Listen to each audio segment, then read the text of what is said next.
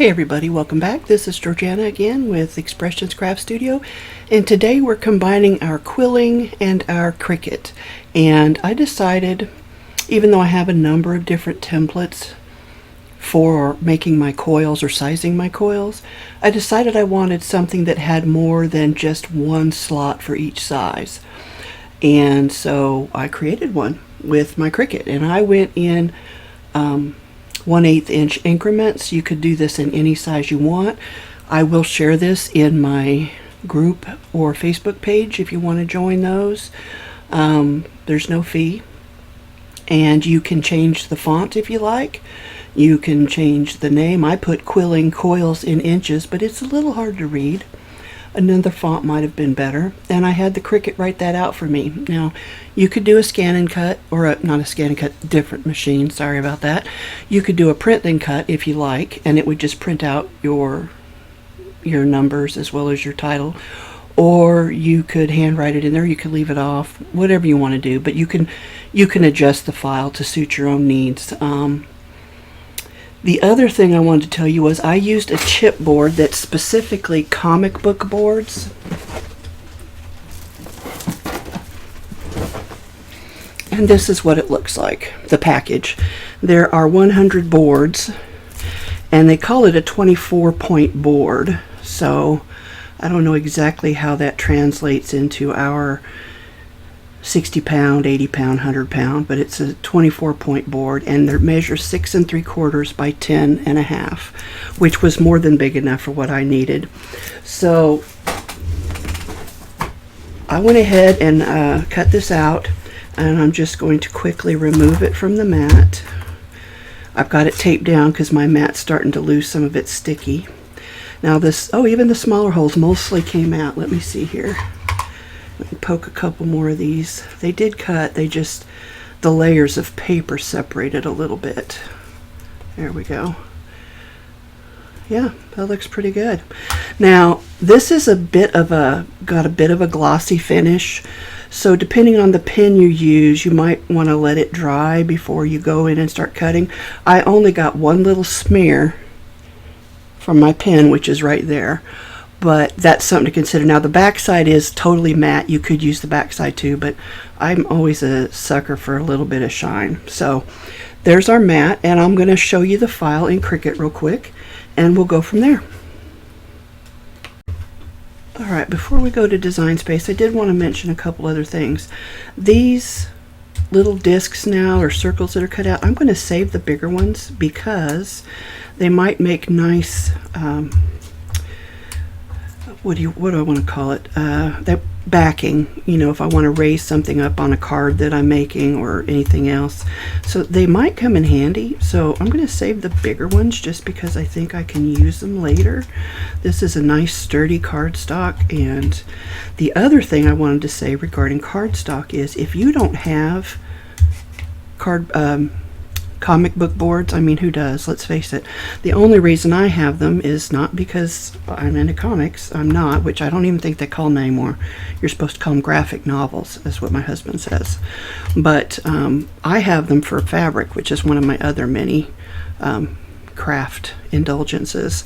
And so they help me wrap up my fabric nicely to store it on my shelves. And so I use it for that. Which is the only reason I have them. But then I ran out and I realized, those work pretty good for junk journaling and stuff like that as well. So I did order another package. Long story short, if you don't have any, and most people don't, use a cereal box or a cracker box or whatever. You might need to make it 2 layers. Anyway, that's how I made that. And I make a lot of flowers and leaves and stuff, and this way I won't have to pick it up and glue it each time. I can get however many across. Now, the bigger the hole got, the fewer spaces across I got, which is fine. I generally won't use these bigger ones. It'll be these probably right in here that I'll use the most. But let's go into Cricut and look at that file. So, let me get over there.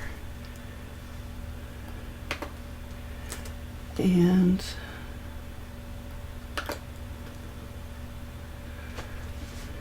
Let's go back and we're done with that. So there's the file, and I will share the link, like I said, in the Facebook page and groups so that you can retrieve it from there. And you can certainly make whatever adjustments to it you want, make it larger, smaller, whatever. But it's out there for you. And I'm going to go ahead and just do a quick save. And then let's coil something just to test it out, because I just made it and I haven't tested it yet. Okay, so the first one we got in the 1/2 inch slot. So again, we're going to kind of pre-coil our strip a little bit, relax it so that it will coil better. And there we go. I think it's time for a new pair of glasses. Mine are 3 years old, and I feel like I need another pair. I need an eye check up. All right, so you can see that's pretty small for 1/2 a strip. So we're going to try it in the 2.25. It does fit in there, but it wants to bounce out as soon as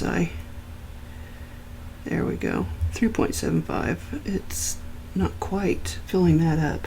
So I would recommend cutting two if you don't have something thicker, and then gluing them together. Let me see. I thought this would be thick enough, so it's not quite. Now the other thing you could do is like maybe glue it to some cork board or something, and that might keep your coils from bouncing. Well, that's why it bounced out of there, because it's a really tight fit. But this is an option for you if you need one.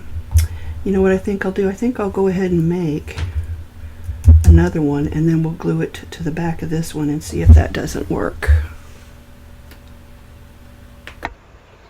Alright, I grabbed another board, and I'm going to put this one face down, so that way I don't have to mirror anything or remember to do any of that. And I will just leave the pen out of my machine so it doesn't rewrite everything. But the reason I'm doing this is this matte side will glue together better with the other matte side than the glossy side will. And the glue will dry faster. So I've got it taped down. Alright, so I'm using a heavy cardstock, and then I'm going to tell it more because I want to make sure it cuts all the way through. I didn't bother to change the file to take out the pen or to hide it or any of that, so I'm just going to let it go through the motions without the pen in place. Alright, so we have our second layer of our board. Oops, feels like the paper's coming off a little bit. And I will again save some of these, but I'm going to put this off to the side for now. And one thing I wanted to show you real quick is I wanted to compare. This is a little template from Three Birds Design. I've had it forever. I don't know where I got it or when I got it. It might have been in a kit. But I wanted you to see that the size 6 hole it's a little bit bigger than the 1/4 inch hole and a little bit smaller than the 3/4, or not 3/4, 3/8. I don't know if you can see that there. I don't think it's not showing up really well. There we go. I think you can. There, you can kind of see it. So the measurements are going to be a little off for most of your quilling tools, which I believe are in centimeters. I attempted to do centimeters, and then it just messed me all up because my outside measurements, I didn't know what those would be in centimeters, so I switched back to inches. But you could always do a conversion on Google or whatever web browser you use to figure out what size in inches, or what do we call imperial versus metric. Some of these others I was just going to compare. That's about the same size. 1/8 is about the same size as this 3. Let's see. Looks like the 1/4 inch is about the same size as the 6. So they're pretty similar. You just need to play with it. So now these should line up perfectly, and they do. So what I will do is I'll glue them together, but before I do that, I'm just going to do a test. Just line this up by hand here. So let's grab one more strip.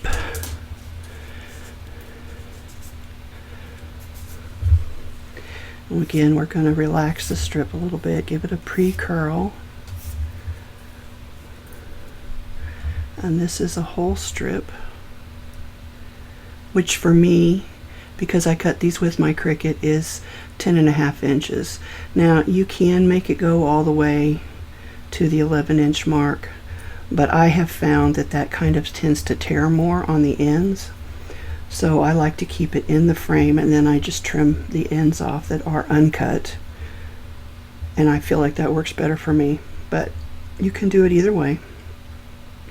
And I share that file as well, which you can find on my Facebook page or group. So we're going to try this again in the 3/4 and see if it still wants to pop out of there.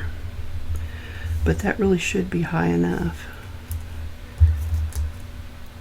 I think it's just that I'm using too small a hole.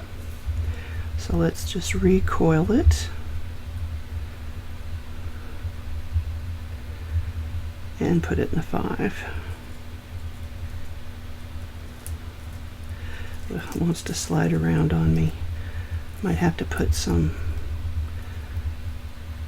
on the back of it to keep it from doing that. Okay, looks like that's pretty lined up. Keep my thumb or finger on it. There we go. So again, you can use cereal boxes, whatever you need, and it will all work. So I'm going to glue this together, and I'm going to wrap this video up. This was just to show you can do this, but this way I can make, what do I got, 3, 4, 5, 6, 8 of the 1/2 inch coils. I think there's 10 of the 1/8 inch coils and the 1/4 inch coils, so you can just keep letting them sit in there and relax until you're ready to glue them all together without having to keep going back and forth. So if you're interested, feel free to use the file.